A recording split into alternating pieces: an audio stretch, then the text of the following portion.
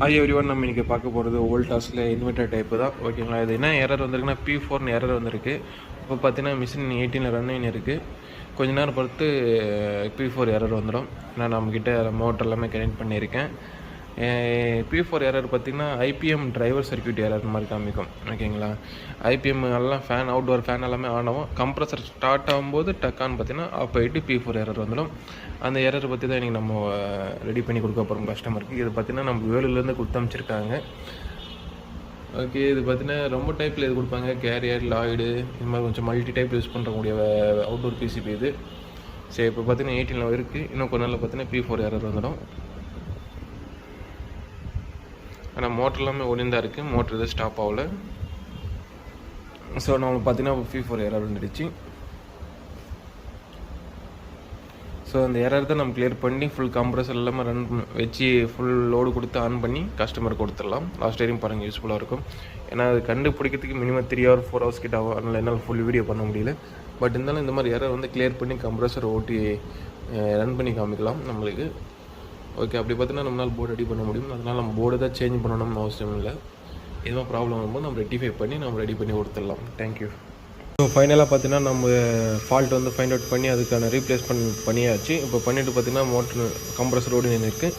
Compressor ஓடினு இருந்தாலும் நம்மளுக்கு P4 error எதுவுமே வரல.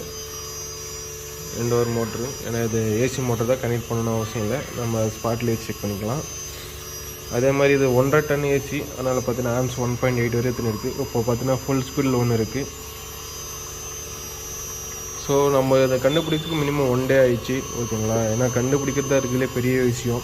ஏன்னா நம்ம பெரிய ஐசியான இருக்கட்டும், சின்ன ஐசியான இருக்கட்டும், சின்ன சின்ன ரெசிஸ்டர் கூட இருக்கட்டும், அந்த மாதிரி சின்ன ஃபால்ட் தான் இருக்கும். பட் கண்டுபிடிக்க தான் ரிஸ்க்கான வேலை. அது மட்டும் கண்டுபிடிச்சிட்டிங்கன்னா அவங்களுக்கு பக்கா மிஷின் ஓடும். ஃபைனலாக நம்ம கண்டுபிடிச்சிட்டு இப்போ ஓட்டுன்னு இருக்கோம். பட் இருந்தாலும் நம்மளுக்கு ஃபைண்ட் அவுட் பண்ணியாச்சு. அதனால் நம்ம ஒரு ஹாப்பியாக தான் இருக்குது. சரி, இருந்தாலும் சொல்கிறேன், ஏன்னா சின்ன சின்ன விஷயம் இருந்தாலும் அது கண்டுபிடிக்க தான் இருக்குது. ஏன்னா இன்கேஸ் நம்மளுக்கு அவுட் சைடே பெரிய பெரிய விஷயம் ஐபிஎம்மாக இருந்தாலும் சரி, ஃபால்ட்டு கண்டுபிடிச்சோம்னா மினிமம் ஒரு 2 or 5 hours கொடுத்துடலாம். பட் இது கண்டுபிடிக்க வோல்டேஜ் ஒரு ரெஃபரன்ஸையும் செக் பண்ணி ஒன்று வோல்டேஜ் அது பக்கா வருதா இல்லையான்னு செக் பண்ணிட்டு ஃபைனலாக தான் கொடுக்க முடியுது. ஏன்னா இது பார்த்திங்கன்னா PLC ஐஸ் சென்சிங் சர்க்யூட்டில் ஃபால்ட். ஓகேங்களா, என்ன ஃபால்ட்டுன்னு கண்டுபிடிச்சி தான் மட்டும்தான் உன்னால் ரீப்ளேஸ்மெண்ட் பண்ண முடியும். அதே ஒரு எதுவுமே பண்ண முடியாது.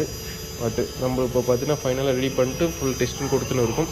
யூனிட் பார்த்தீங்கன்னா பக்கா ஓடினு இருக்குது. ஆப்ரேட்டுமே கஸ்டமர் ப்ளேஸில் ஃபிட் பண்ண மாட்டால் போதும், மிஷின் பாட்டுக்கு ஆட்டோமேட்டிக்காக ஓடினே இருக்கும். Thank you friends. ஸோ இது மாதிரி ப்ராப்ளம் இருந்தால் நம்மளால் ஈஸியாக போர்டு ரெடி பண்ணி கொடுக்க முடியும். பட் மினிமம் டைம் எடுத்துக்குது. ஏன்னா அவுட்டோர் யூனிட்டில் வந்து தனித்தனி செக்ஷன் இருக்குது. அதாவது PFC செக்ஷனு,